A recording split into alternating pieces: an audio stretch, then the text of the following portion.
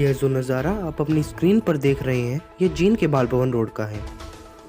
Road तो बना दिया, परंतु रोड के बीच में लगे ट्रांसफार्मर को अनदेखा कर दिया गया। प्रशासन की अनदेखी के चलते आज जींद विकास संगठन बीच रोड पर भूख हड़ताल पर बैठ गया। हालांकि बिजली विभाग के अधिकारियों ने मौके पर पहुंचकर आश्वासन दिया कि सोमवार से काम शुरू हो जाएगा। इस आश्वासन के बाद संगठन ने अनशन खत्म कर दिया। आइए आपको सुनाते हैं जींद विकास संगठन के प्रधान राजकुमार गोयल का इस मामले में लेकर क्या कहना है। कि भगवान जींद प्रशासन को सद्बुद्धि दे। जो जींद प्रशासन कुंभकर्ण नींद सोए हुए है, पूरा गांव जींद शहर जो पूरा जींद गांव बनाकर रख दिया गया है, कोई भी काम विकास को लेकर नहीं हो रहा।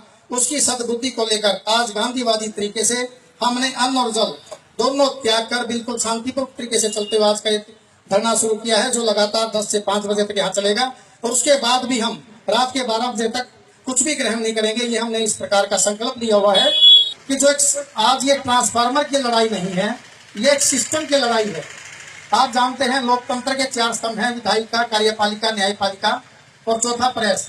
न्यायपालिका और प्रेस तो अपने स्तर पर काम कर ही रही है, लेकिन जो मेन विधायिका और कार्यपालिका है, अगर हम जींद जिले की बात करें, जो जनप्रतिनिधि चुनकर आए हैं, जिनका काम जींद के विकास को कराना होता है और कार्यपालिका से करवाना होता है। करने वाले कर नहीं रहे, करवाने वाले कर नहीं रहे, जिसके चलते पूरा जींद शहर जींद गांव बनकर रह गया है।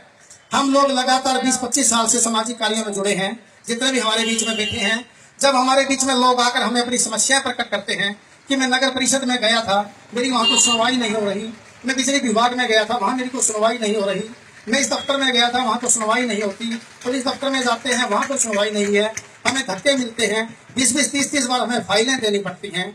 कुल मिलाकर एक सिस्टम की कमी है।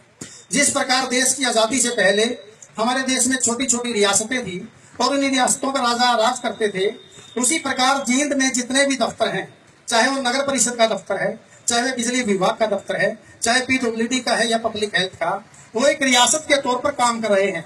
और उनके जितने भी अधिकारी हैं वो रियासत के राजा बने हुए हैं। उनको किसी बात की कोई टेंशन नहीं है। जींद का डीसी को फोन करता है तो उनके कोई टेंशन नहीं है, और बड़े अधिकारी को फोन करते हैं उनको कोई टेंशन नहीं है। वो रियासतों के तौर पर काम कर रहे हैं।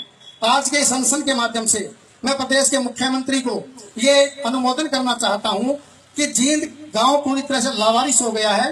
जनप्रतिनिधि काम करवा नहीं रहे और जो प्रशासन है वो काम कर नहीं रहा, वो बिल्कुल राजा बने बैठे हैं। ऐसे में आपसे गुजारिश है कि एक सेक्रेटरी लेवल का कोई अधिकारी जो सेक्रेटरी में बैठते हैं, इस प्रकार का वो अधिकारी वहां जींद में भेज दीजिए, जिसके हाथ में कलम हो।